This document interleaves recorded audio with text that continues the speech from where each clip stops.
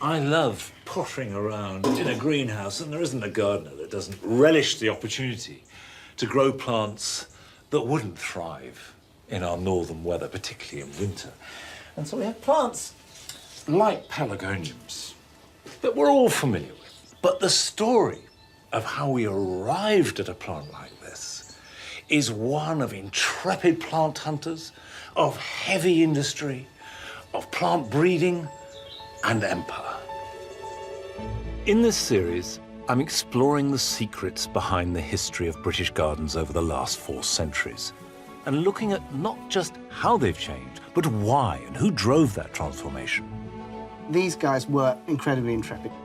I've already explored the gardens of the 17th century, which were shaped by religious beliefs and superstition. And am I reading this right?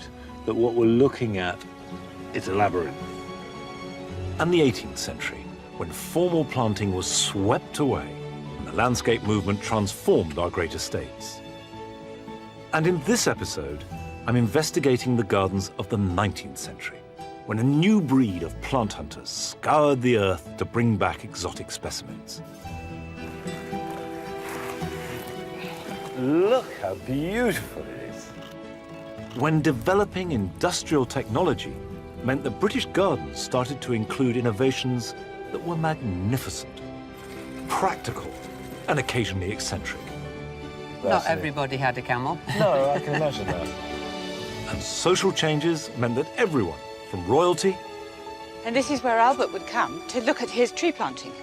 ...to ordinary working people. So Paxton was flogging to the masses. ...could enjoy gardens for the first time ever. I believe that gardens are every bit as important as the buildings that we live and work in.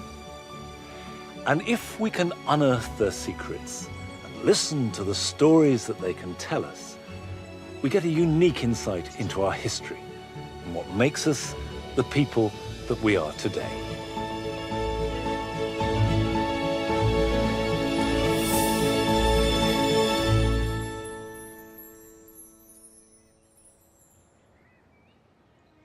I'm beginning my exploration of the 19th century gardens and the way that they reflect the huge changes brought about by the Industrial Revolution and the expansion of empire at Osborne House on the Isle of Wight. This was the home of Queen Victoria and her husband Albert, the 2 figures who dominated the era. When Victoria and Albert came here in 1845, they knocked down the existing building. They wanted to make an absolutely fresh start. Although Queen Victoria inherited at least 10 official residences when she succeeded to the throne, she and Albert bought Osborne 5 years into their marriage, specifically to make the first home of their own together. They took their inspiration from the villas of Renaissance Italy. Prince Albert was the driving force behind this, and apparently this view out across the Solent reminded him of his visit to the Bay of Naples. This Italianate style was not just a question of personal preference, but was also highly fashionable and made a clear political statement. Of course, one of the great virtues of the Italian influence is it wasn't French. We just spent 20-odd years fighting the French. So to find this new, rather different culture was absorbed eagerly. And the whole difference between Italian gardens and, say, French was the French were cool, formal, elegant and balanced.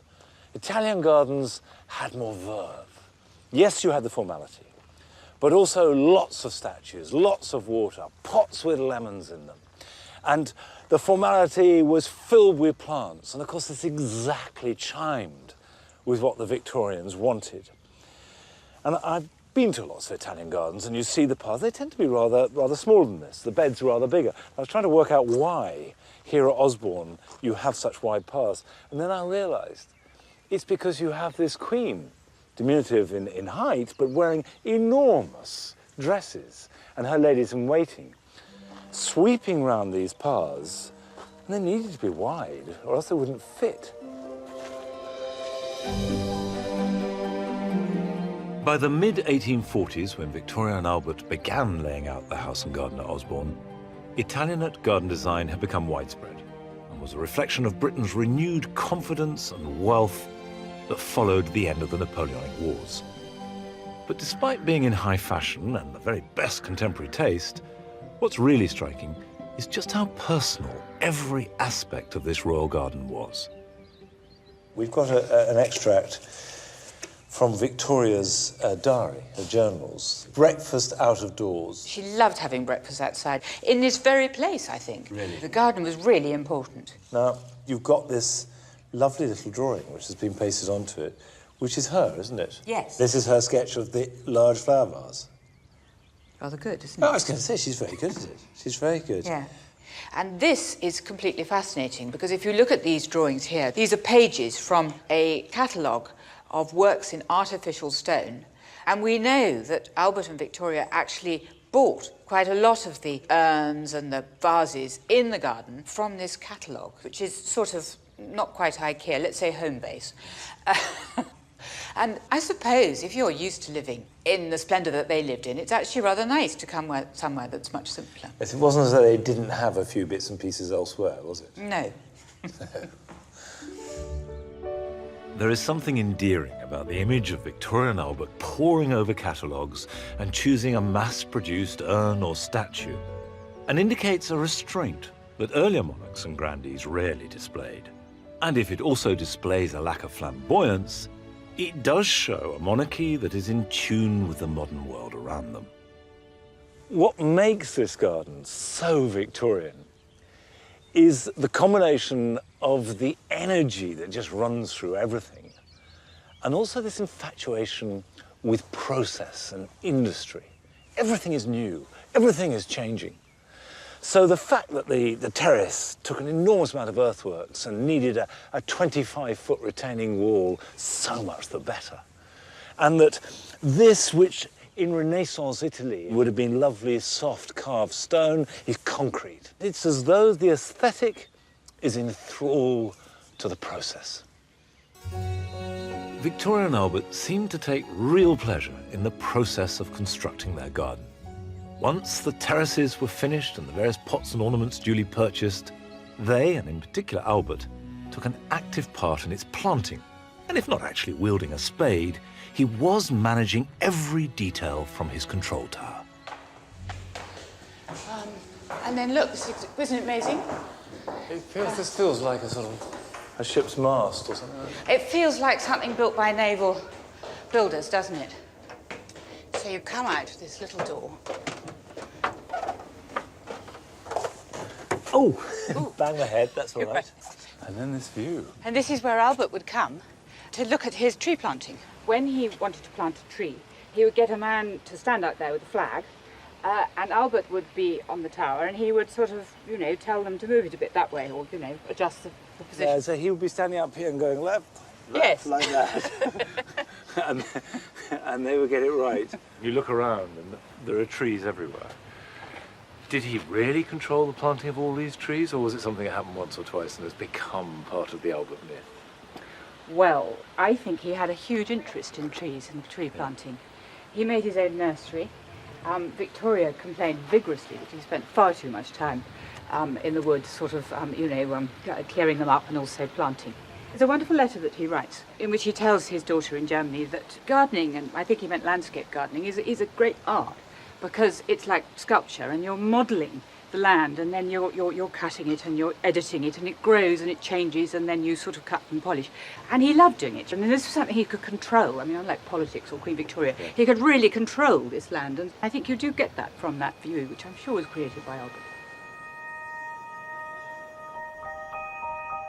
In the light of this description of Albert's involvement, I want to explore the grounds, because it's still possible to identify individual trees planted under Albert's watchful eye. And each of them has a story to tell. This is what we now call a Sequoiadendron giganteum, but it was known back then as the Wellingtonia, named after the Duke of Wellington. And it was planted in the 1850s, and like all the other trees planted here at Osborne, it's been logged. And it goes Wellingtonia gigantea, HRH the Prince Consort, 24th of May, 1855, garden lawn. 24th of May was Victoria's birthday. So this was planted as a present to commemorate Victoria's birthday. And then it has a column saying, remarks, native of California. And the point about 1855 is the seed was only introduced into this country a couple of years earlier.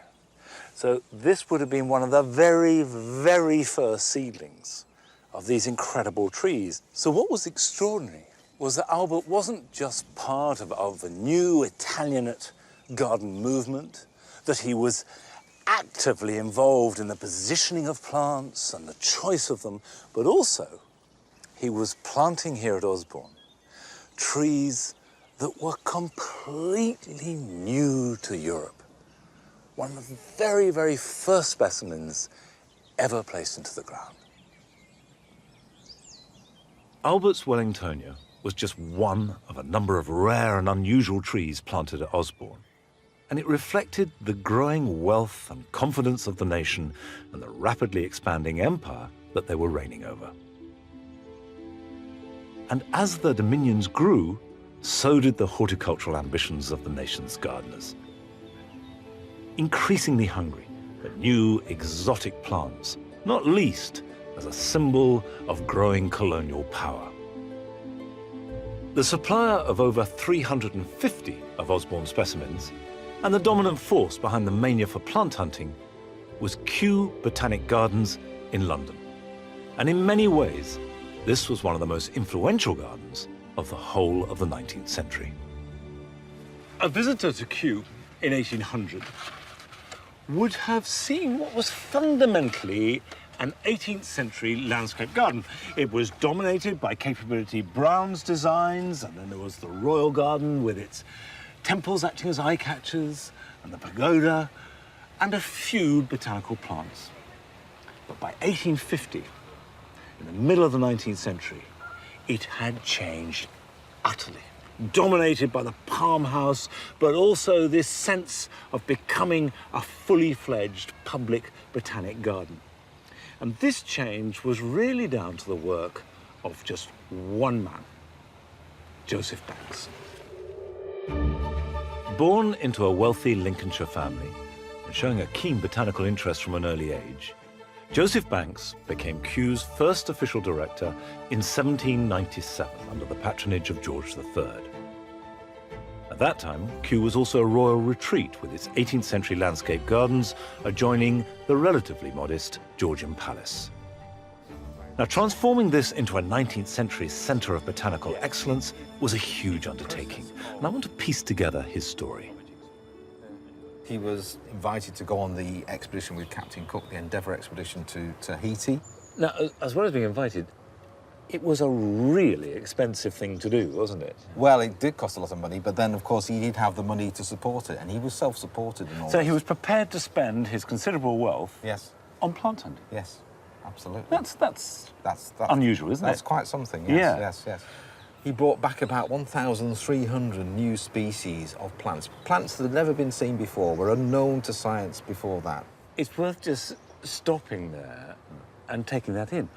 1,300 new specimens to science. Yes, yes. If you and I went for a jaunt to Tahiti and parts thereabout and came back with that many plants, it would be earth-shattering, wouldn't it? Well, absolutely earth-shattering. Yeah. And, well, I mean, the physical amount of space it's going to take to bring those specimens back for a start, but just seeing those new plants, just getting that, you know, getting the experience of seeing them, it would be absolutely awe-inspiring. And once he'd been on the expedition to Tahiti, his personal plant collecting essentially came to an end at that point. But then he started to encourage and influence others to go out collecting. And we got some lists here of some of the collections that came from different parts of the world. So what have we got here? This is a list of plants from China. So, a list of plants from China by Captain Wilson for favour of Sir Joseph Banks, 1802. And these are extraordinary plants. I mean, these are really, really exotic and unusual for them. Yes. Even now, you know, gardenia, plumbago, hibiscus, passiflora. We've got gingers. So he really was the instigator Yes. of that great 19th century drive Yes. to bring plants back. Yes, yes, yes. Joseph Banks' personality dominated everything at Kew, even down to how they handled individual plants. There's a story I love of a plant coming in and Banks coming to inspect it and grabbing it and putting it on top of his head as he walked away so that no one else could physically get hold of it. Banks triggered a plant hunting frenzy. And people now travelled to the extremities of the globe in the search for new specimens. Banks was determined that Kew should become the greatest botanical garden in Europe, and he jealously laid first claim to any new plant that arrived on British shores. I've always been fascinated by these early plant hunters, not least because one of my forebears, George Donne, was one of them. And he, like so many of these explorers, was Scottish. So my next stop is Edinburgh Botanic Garden. These guys were incredibly intrepid. If we take David Douglas as an example, this gentleman here, in his mid-20s, sometime around in the 1820s, was sent out to North America, and he walked across North America from sort of near Hudson's Bay right across to British Columbia. I think it's about 3,000 miles, something like that. Collected a whole lot of plants, and then walked all the way back across again. 6,000 miles, well, that's in a straight line. Let's assume he probably did 10,000 miles of walking. I mean, it's amazing. I suppose most people know him for the Douglas fir that was named after him, but he also introduced lots of other plants like flowering currants, skunk cabbage, things like that. Plants that many of us are growing in our gardens now. A few of us probably don't have something that David Douglas introduced in our gardens. It wasn't, I suppose, just tough terrain that they were having to deal with, was it? Well, no. In the case of poor Robert Fortune, this guy was sent to China on a sort of industrial espionage trip to find particular plants. But he was really walking into the Opium Wars. The British were essentially bombarding the Chinese ports into submission. And so he was sent off behind enemy lines, if you like. He had a shopping list of plants. We want you to find a yellow camellia. We've heard that there's a peach that's £3. You want to find that too. Chrysanthemums, I think they wanted, and there was various other things. And so he was sent off to China to get these. In really must have been a terrible political turmoil at the time. A war zone. A war zone, essentially. Yeah. And he had some sense that this was the case because he wrote to people who were sponsoring him and asked if they would supply some weapons for him.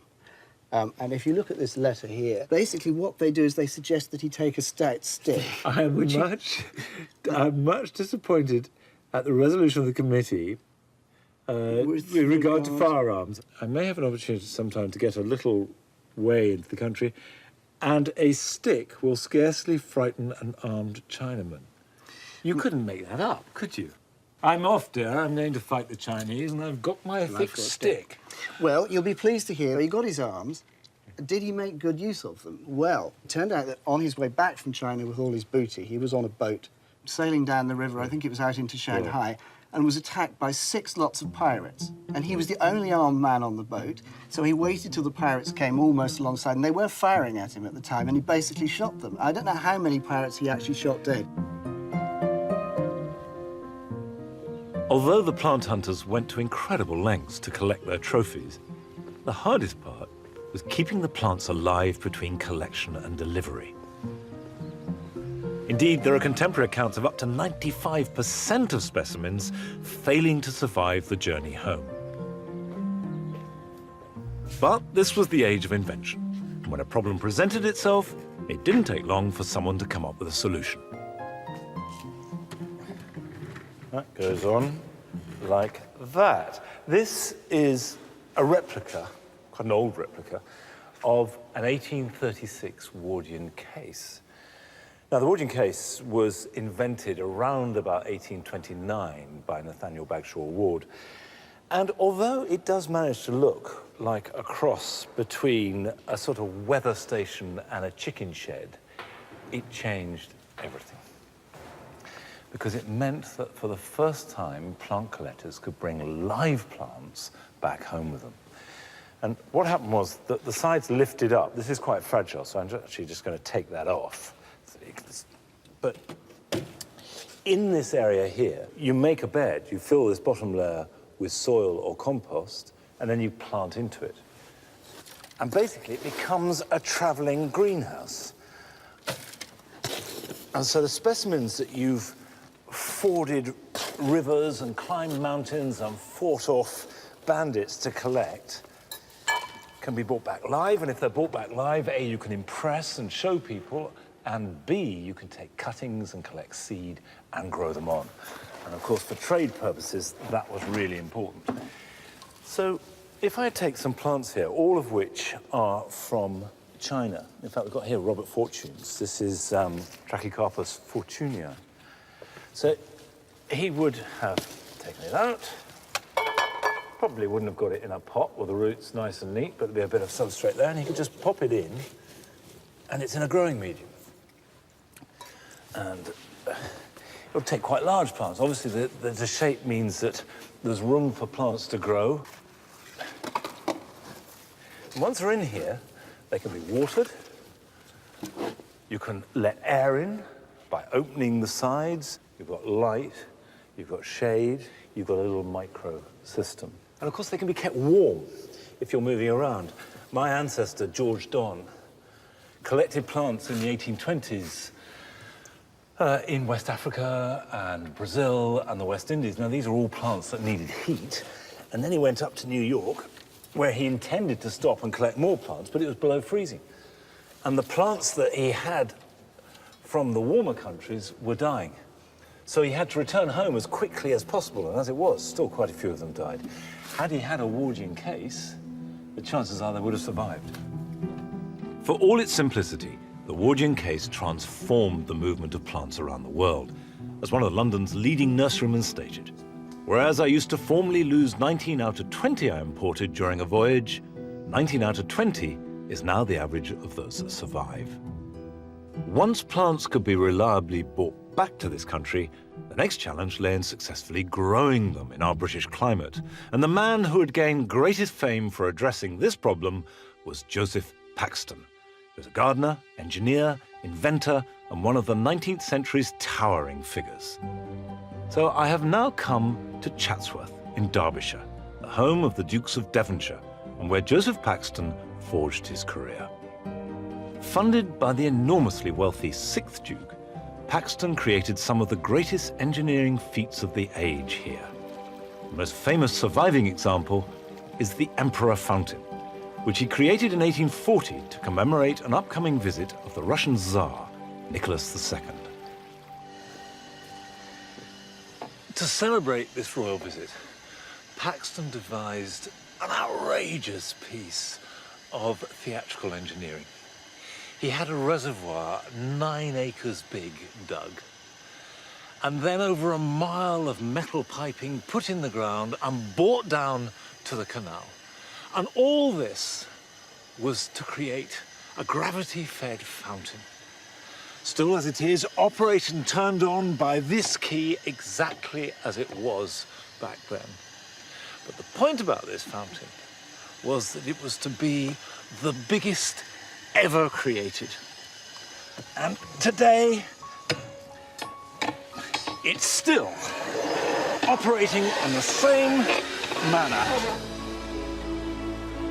It's astonishingly impressive. As it turned out, the Tsar cancelled his visit and never saw the fountain. The Chatsworth estate provided Paxton with the perfect arena to nurture and parade his genius, and the present 12th Duke is in no doubt about the impact Paxton had as a result of being employed by his ancestor. This is a painting of the Bachelor Duke, the 6th Duke of Devonshire, and he did many wonderful things at Chatsworth, but perhaps the most important was employing Joseph Paxton. And there's rather a charming account in here that this is the Bachelor Duke quoting Paxton's own diary, Paxton's account of his arrival. I left London by the comic coach for Chesterfield, arrived at Chatsworth at 4:30 in the morning of the 9th of May 1826. As no person was to be seen at that early hour, I got over the greenhouse gate by the old covered way. I then went down to the kitchen gardens, scaled the outside wall and saw the whole of the place, set the men to work at 6 o'clock, and afterwards went to breakfast with poor dear Mrs. Gregory and her niece. The latter fell in love with me, and me with her, and thus completed my first morning at Chatsworth before 9 o'clock. Extraordinary. Not a bad day, not a bad start. Do you think that was a caricature, that he was making fun of himself, or he really was this extraordinary man just bursting with energy? I think he was amazingly energetic. He was 23, it was a great opportunity. Chatsworth was already a well-known garden, and the Duke was a well-known collector of plants, and to go there as head man, aged 23, was a great opportunity. So, of course, he was very, very excited. Did it start straight away with radical change, or did that grow? I think it started straight away. I think that they were absolutely suited to each other. The Duke had lots of money and lots of energy. Paxton had even more energy and brilliant ideas. Do you think that this would have happened if these two men hadn't met here at Chatsworth? I think Paxton would have done it. I cannot believe that genius, which is what he was really, would have been suppressed. He'd have found another opportunity somewhere else. Chatsworth would have lost. The sixth Duke and Paxton between them created one of the great gardens of the age. The Duke used his wealth to indulge his passion for plant collecting, and Paxton employed his energy and genius to create 22 glasshouses to contain them. One of these was revolutionary, and was to have a huge influence on glasshouse design and gardens for the rest of the century. This site, where the modern May stands, is all that remains of Joseph Paxton's incredible great conservatory. I've got a photograph of it here.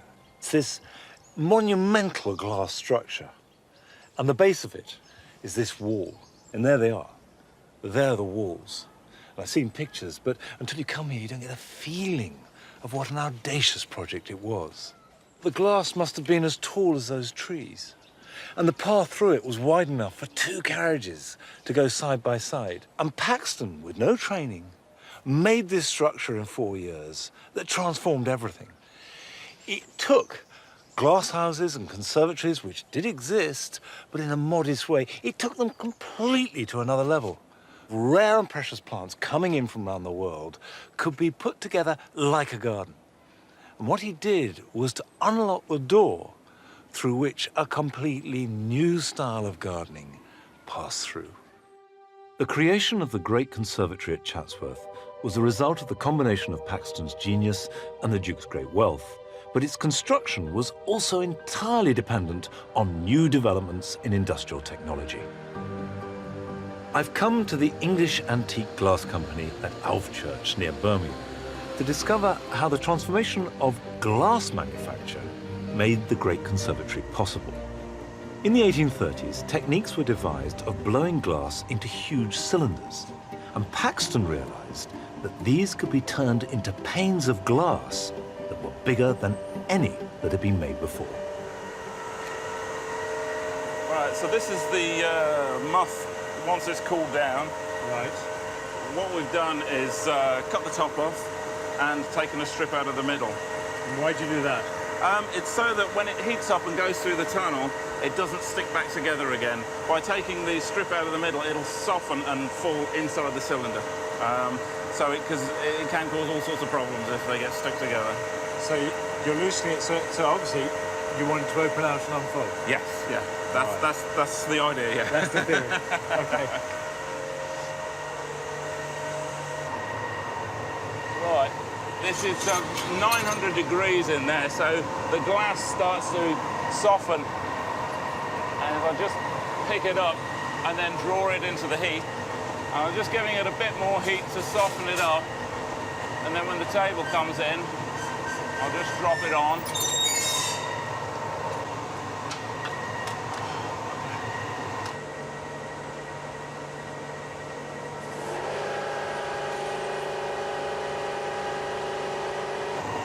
So that's just simply flattening it? Yeah, just push it down on it and flatten it as best as you can.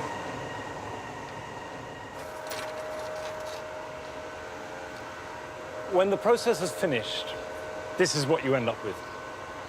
A sheet of slightly wobbly, very beautiful glass, not particularly big by our standards, quite heavy. But this process meant the glass could be made that was much bigger than anything previous, was lighter, let in more light, and it revolutionized the way that glass houses could be used and the plants that could be grown in them. Paxton's experimental use of technology to create his great conservatory spurred on others to push the boundaries of glasshouse design, and his greatest influence was at Kew, which by then was in dire need of outside inspiration. In 1820, Joseph Banks died. And this was a blow because he was absolutely the guiding light of Kew. Nevertheless, the garden was still functioning. It was receiving plants pouring in from all over the world. And this in itself was proving to be a problem because the glass houses weren't up to the job. These plants were growing. Some of them were bursting through the glass at the top, and Kew was literally running out of space. Something had to be done. William Hooker was appointed as new director, and his first priority was to create a new palmhouse. In 1844, Hooker employed Decimus Burton, who had worked on Paxton's great conservatory, to design the greatest glasshouse the world had ever seen. And it was to be 25% bigger than the one at Chatsworth. Burton based his design on the upturned hull of a ship and used the latest wrought iron technology to span its enormous widths that were clad with 18,000 panes of glass. Now, for the first time, Kew had the perfect home for its collection of exotic plants. It feels like the rainforest, which presumably very, very few people would have known what that was like. I agree. Yeah, you know, nowadays we take it for granted. We can jump on a plane and end up half the other side of the world. I like the fact I'm being dripped on. That's part of the rainforest Yeah, experience. that's the rainforest experience. It was very experimental. Yeah. They had to try different things out at some points and increase the ventilation from the roofs to draw the heat out. How does it work? I can show you. We've got box vents that run around the lower part of the house. Yeah. And then we've got vents on the vertical parts that are above. And they're all manually controlled here in the Palm House. So essentially, in all of these little boxes here, you've got a few buttons. And if I press... that's not manual, that's electronic. It's electronic. Yeah. As you say, back in those days, you would have had a winding system and it would have been a lot more intensive to work on. But here, I just press this little button and you'll see the vents opening above you. Now, it's really important to maintain this humid tropical climate. Yeah. So we do control it. I tend to try and keep it about 25 degrees before opening up these vents. In 1848, how was this heated? It was heated by having boilers underneath the ground, beneath where we're standing, and then having cast iron pipes that ran under these grates. So they came up through the vents, the They heat came up rose up through the base of the okay. house. There's still something beneath the ground. Let's have a look. Now, what's this? So this is where the original boilers would have been. There were 6 in this wing of the house and 6 in the northern wing of the house. So they were split across the basement. And how were they fired? Well, they were fired by coal, which was brought in from a tunnel, Yeah. which is just through here. So that's the end of the tunnel. This is the end of the tunnel. It goes about 150 metres, pretty much to Kew Road. Yeah. And there was a miniature train track running down here, and then they would have had the carts being pushed along this little train track, up and down this, all day, to fill these boilers full of coal. So a railway system. A mini railway system underneath the lawns of Kew Garden. See, I love the way that there's just such a fearless energy about this, isn't there? You know, yeah, let's build the biggest glass house ever been done. Let's use a new material. You know, let's build a railway system underneath to fuel it. I tell you, the Victorians, they were really forward-thinking and ambitious. And presumably quite a lot of coal at that, because it's warm. It must have always been quite a big thing. There have been a huge amount. If you think on a winter's day when it could be -5 outside, they're still having to heat this building to at least 20 degrees Celsius. It would have been a huge amount of materials.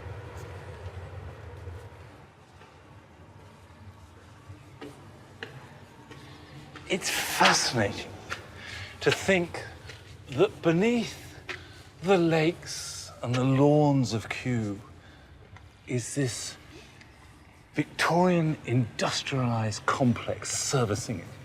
And this astonishing building, which could not have been made 25 years earlier. It was right at the cutting edge of all technology, with its use of wrought iron and its new use of glass, and the heating system with the coal wheeled in by a railway underneath, and also the smoke taken away underneath the ground too. The smoke came out underground, and right over there, that tower is the chimney stack for those 12 boilers. And I love this idea of the subterranean energy creating this rather settled, triumphant, domestic domain. Kew's Palm House was bold, experimental, and in true Victorian spirit, practical. The garden now had space for new introductions, and its existing collections had a permanent home. And you can still see one of them growing here today. Encephalatos altensteinii is hardly a household name, but this is probably the most extraordinary plant here at Kew. It's certainly the oldest. Claims to be the oldest container plant in the world. Here it is, still growing in its box. These are plants that were exactly the same when dinosaurs roamed the planet. It grows incredibly slowly, just 1 inch a year. But it's growing steadily and will go on growing long after you and I and probably all the other plants at Kew have faded away.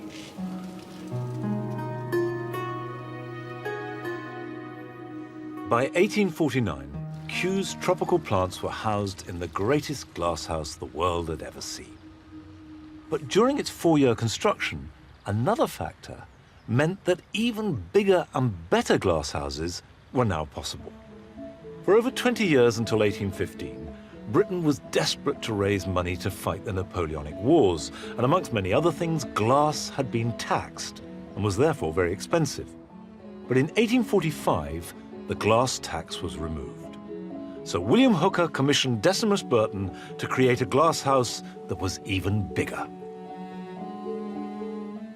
These are some of Decimus Burton's fabulous drawings that he did for the Temperate House, which was built about 10 years after his Palm House. And whereas the Palm House was an extraordinary adventurous building, experimental, trying out techniques that no one was quite sure would work, Burton's design for the Temperate House, it's a celebration. 100,000 panes of glass, looking itself like a palace, as well as a working machine.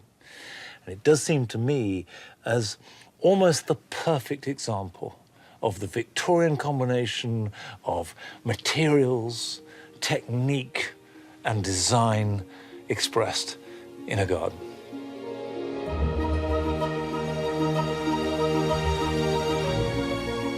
As a result of the technology used in these buildings, the Victorian gardener was spurred on to grow more and more exotic plants, although some attempts were more successful than others.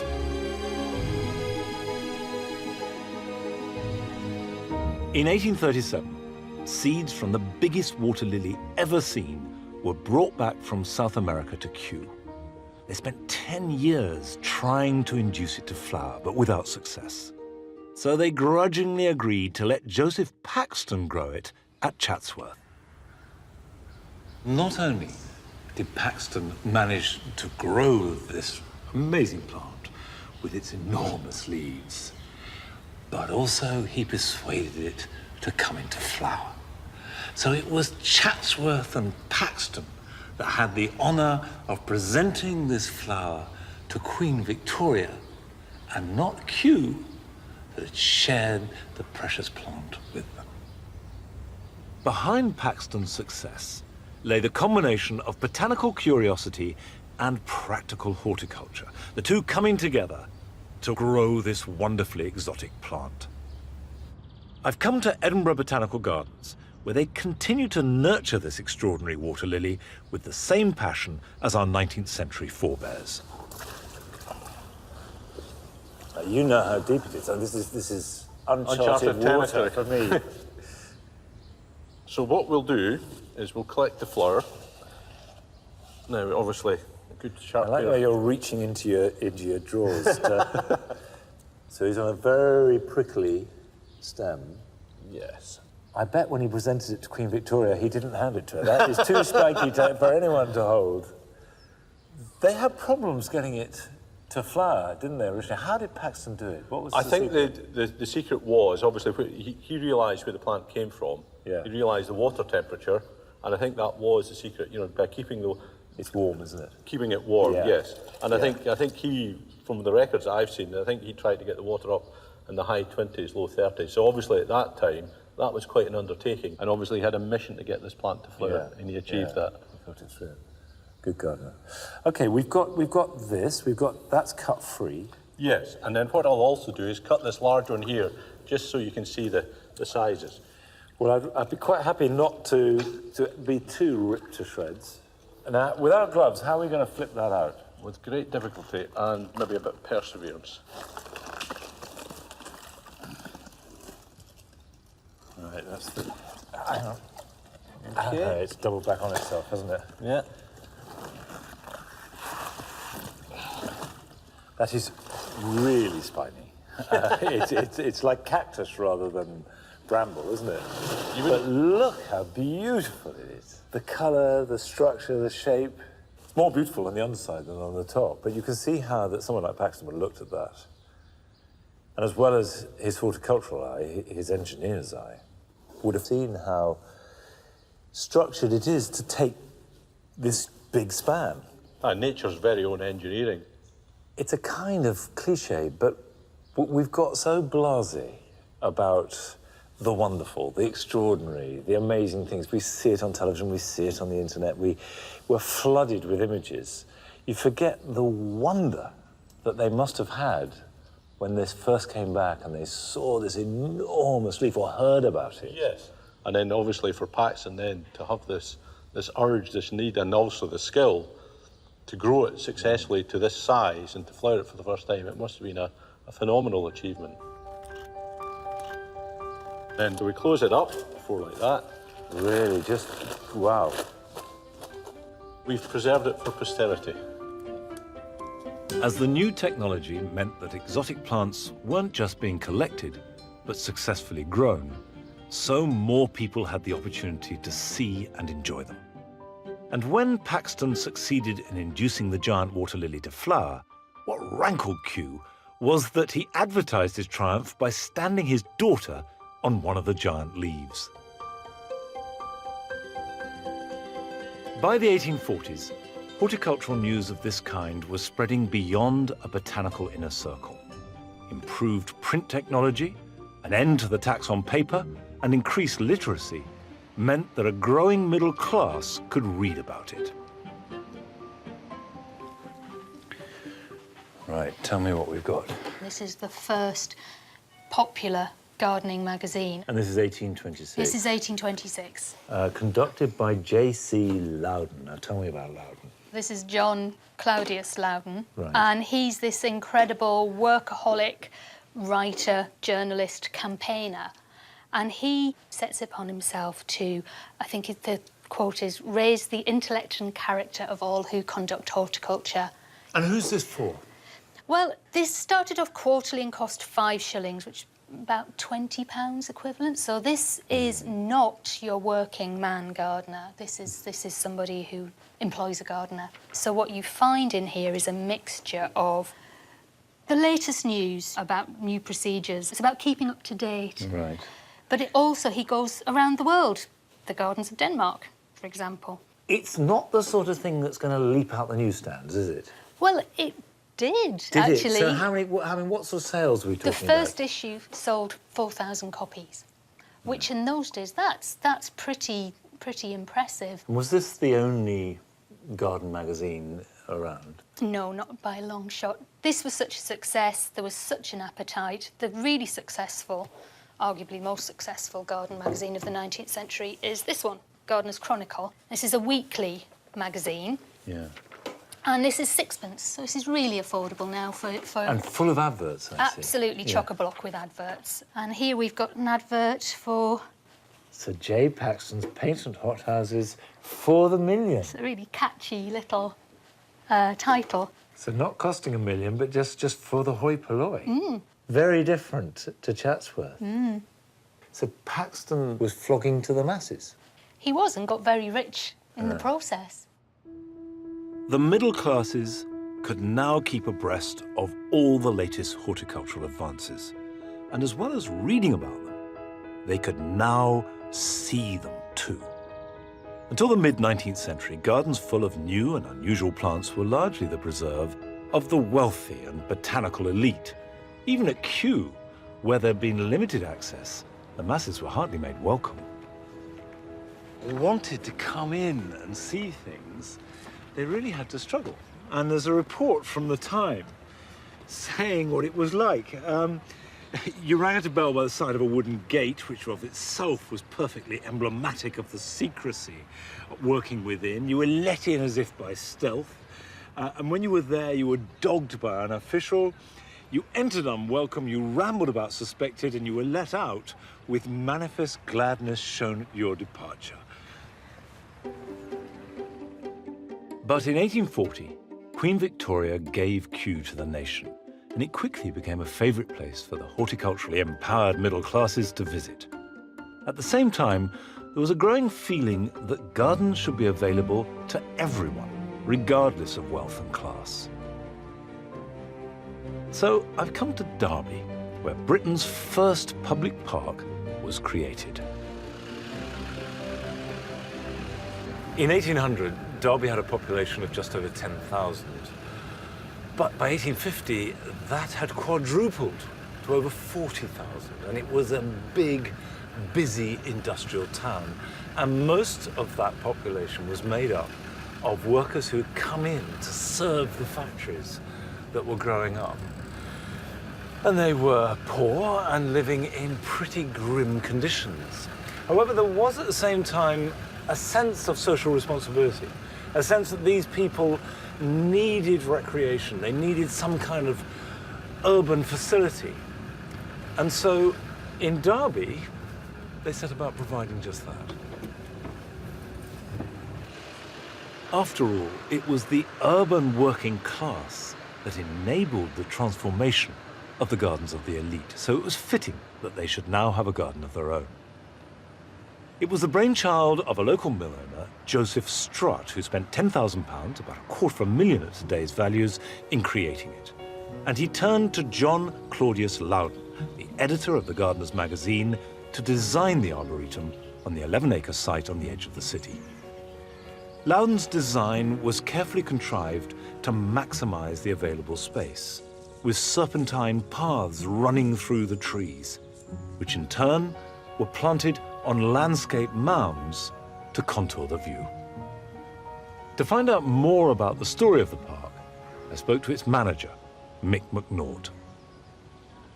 So all the earthworks were done by Loudon? Yes. Why was that, do you think? There's two real forms for the sculpted landscaping here. One, it's a very small site, it's only 11 acres. So everyone was aware that if it was left flat, if it was left entirely flat, you'd be able to see from one side to the other, and you'd really get a sense of how small it was. So the mounds were there to give a sense of space and seclusion, so that people walking down this path wouldn't see the people walking down that path. Did Loudon do a plan? He did. He did a fantastic plan. I'll have to get my glasses out. Yeah, me too. We were old and blind, but we'll go with that. Two old boys having a look at it. There's several plans in here. So where are we standing now? We are now standing, it's upside down for where we are, so you're actually best off looking up here, and we're along this path here, round about this point there. And these numbers relate to trees that were planted by Loudon? Yes, there's a whole... So are there any original ones that we can see? There are. I mean, there's a fantastic example of a pseudo-acacia here, specifically demonstrates Loudon's desire to show a tree to its full advantage. Very much wanted to see the root structure being displayed, so as such left instructions that all the major plantings should be on top of mounds to encourage the show of the roots. He goes into the minutest detail of the tree through a season, from the fresh, verdant growth and how it changes all the different colour changes to trees and leaves that most of us just don't notice. And he very much wanted to show trees off just to their absolute best, and that was a passion that he held. Now, it might seem that an arboretum is an odd choice, but actually it exactly fits the time. For a start, they're beautiful. Arboretum are lovely places to visit. Secondly, it was an open space. Consider that most of these industrial workers had come in from the countryside and they were living in what we would regard as slums. So just a space like this was a lung. It was a green piece of freedom. And the third consideration, and probably the most important, was the education that was involved. Arboretums aren't just trees, they are a collection of rare and unusual trees gathered from all over the world. Plants, remember, coming in from the world as plant hunters were bringing them back home. And then they're grouped in collections so you can see different types of a certain species. And for example, I came in today and this tree behind, I couldn't recognize it, couldn't identify it. Looked it up, and it's Magnolia acuminata, surrounded by other magnolias in this area. So I've just had the most perfect Victorian experience. I've wandered around, wonderful trees, light filtering through the leaves. It's an open space, free from the hurly-burly of Derby and the town outside, and I've learned something. The park was an instant success, and 8,000 people attended the opening in 1840. It also began a trend, and by 1880, nearly every town and city in the country had its own municipal park, complete with lakes, fountains, lawns, and promenades. Like Derby, many were sponsored by philanthropists, from local industrialists to the wealthy landowners like the Dukes of Devonshire. Some were designed by the greatest gardeners of the day, like Loudon and Paxton, who created Buxton and Birkenhead parks. And all, like here at Cannon Hill Park in Birmingham, were established with the same Victorian belief in technological, social, and moral improvement. It's extraordinary that this land, which was marshland, was converted into a park in just a few months. It was commissioned in March 1873 and opened on the 1st of September of the same year. We couldn't do that now. And it's a tribute, above all, to the incredible Victorian energy. But once it was opened, it then had to be maintained, and energy alone wouldn't do that. To keep this in the manner to which the people of Birmingham needed it and wanted it, you needed technology. This led to a machine that is very familiar to our modern eye, although with an unusually literal take on horsepower. Right. What date's this? This is from the 1880s. It's called the Green Silence Messer. Right. Which was a new super-duper model, which in Latin means silent cutter. Well, let's see it cut silently. Let's see how this works. Oh, there we go. It's cutting nice, isn't it?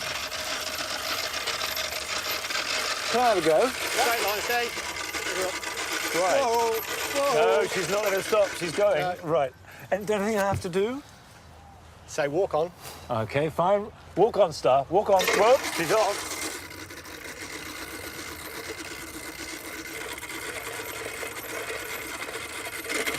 Whoa, good girl. How much would this have cost in 1885? Around about £50, which is quite a lot of money. Yeah. And the lady that asked us to have a look at this one, she said the coachman had some tricks that didn't want the horse to sort of poo on the lawn, so he used to take the horse and the lawnmower over to the bushes where he'd do a little whistle. The horse would relieve itself, and then they could go back out and cut more grass. That is really clever, isn't it? I mean, to poo on the whistle is extraordinary and a great trick. One of which we'll just leave that where it is. So, I mean, that's actually not a stupid consideration. You don't want horse muck all over a lawn. What about hoof prints? So they would have had leather boots. Why is she not wearing leather boots? We tried them this morning, but she didn't like them. I think they're the wrong colour for her. Really? The wrong style? Yeah. Wrong heel on them. These are leather boots. This would have been a donkey boot, and you can see how much wear it's had. Oh yes, look, it's worn. Yeah, that's it's ready for resoling. These would have been pony boots. And that's even Those bigger. are the horse boots. Up to the Shire horse boots. That's wonderful, isn't it? I mean, they even went up to an elephant lawnmower and a camel lawnmower. Really? Of course, elephant and camel's ideal for walking on grass because they've got such a big foot. I've got a picture here of a camel lawnmower in the 1800s.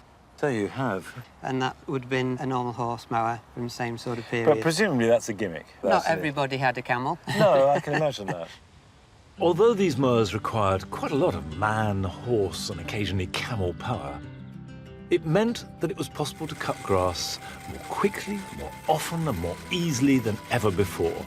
And for a public park, it meant it could all be done more cheaply. Manicured lawns and exotic trees became a mainstay of public parks, subtly reflecting the technological advances and inventiveness that had transformed gardens across the country. But it was the arrival of colour that provides probably the most enduring legacy of Victorian gardens. We take this for granted now, but it wasn't until about 1860 that flower beds were introduced at all into public parks. And these were the fruits of the plant hunters who had risked life and limb to collect them, and the botanical gardens like Kew in Edinburgh who had learnt to nurture them. To find out more about these famous Victorian planting schemes, I spoke to the horticultural historian, Brent Elliott. Here's a particularly famous carpet bed. This was carried out at the Crystal Palace in 1875. It depicts a butterfly. And in the 1880s, this style of emblematic or zoomorphic patterns in carpet bedding spread around the world. You could say it was the first international style since the English landscape garden. But that creativity doesn't come out of nowhere. What was it that provoked it or enabled it? You needed a range of plants that wasn't available as natives. So you needed the plant introduction and you needed the technology to keep these plants going. Why couldn't this be done with native plants? They all have a tendency to be basically green. And if you wanted different reds, blues, and yellows, then you did have to rely on foreign plants. The one plant of European origin in this bed provides the green background here. So the combination of all these things means that until the second half of the 19th century, this sort of thing would just not have been very feasible. From flowers in a public park, concrete urns in royal gardens, popular magazines for a new middle class, Wardian cases to collect plants by the thousand, to Kew's triumphant glasshouses, all were symbols of Victorian innovation, technology, and supreme confidence. This century of unparalleled energy and industry ended serenely, with one of the richest and largest empires ever seen on Earth, and the fruits of it were enjoyed by many, if not most of its citizens, not least with gardens packed with plants from all over the world. And they might have imagined this would continue indefinitely. But on the horizon, a few years away, was one of the greatest catastrophes the world has ever known.